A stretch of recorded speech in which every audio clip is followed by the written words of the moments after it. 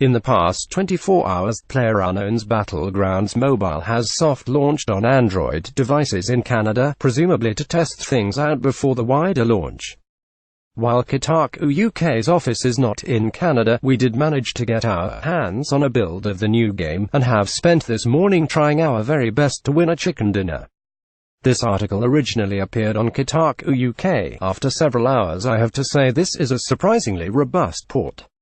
It's no replacement for the PC and Xbox versions if you're at home, of course, but a straight comparison isn't really the point here.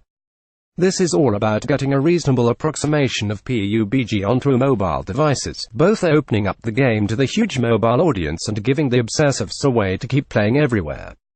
And if you're really craving some PUBG on the move, PUBG in the pub, this does a great job of scratching that itch.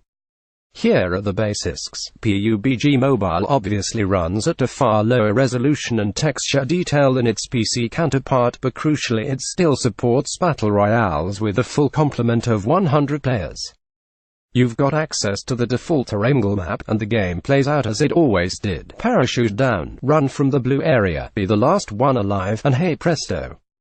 From initial testing it appears the game can only be played over Wi-Fi. I tried out my usually sturdy 4G connection, but was unable to use it to play here. However, I could play by tethering my phone to another 4G phone and tricking PUBG Mobile into thinking it was on a Wi-Fi connection. There are some nice changes that suit the mobile format, such as your avatar automatically picking up ammo for equipped weapons, which makes it easier to keep moving at a decent pace. Major issue here will be no surprise. PUBG Mobile runs well and is functionally identical to the main game, but the area where it struggles is controls. I mean, it's a shooter on a phone. You've got two virtual joysticks on screen for movement and aiming, with a movement stick in a fixed position rather than adapting to finger positioning, meaning if you miss with your thumb you're out of luck. As well as your thumbs covering part of the screen, there's a bunch of action buttons taking up additional screen real estate. These buttons are probably as small as they can be while remaining functional, but even then the size means you sometimes miss a tap or it doesn't register. I started learning the rhythm for taking part in contextual actions, but it involved unlearning my usual PUBG muscle memory, and also getting used to tapping buttons without any tactile feedback.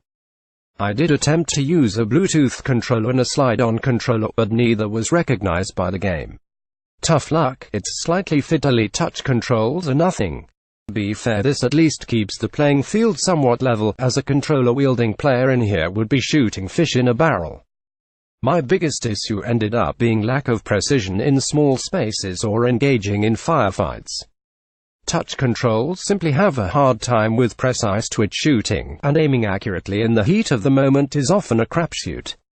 Once you've aimed, you're having to take your hand off one of the sticks to tap the fire buttons, which thankfully exist on both sides of the screen, then quickly go back to the virtual sticks.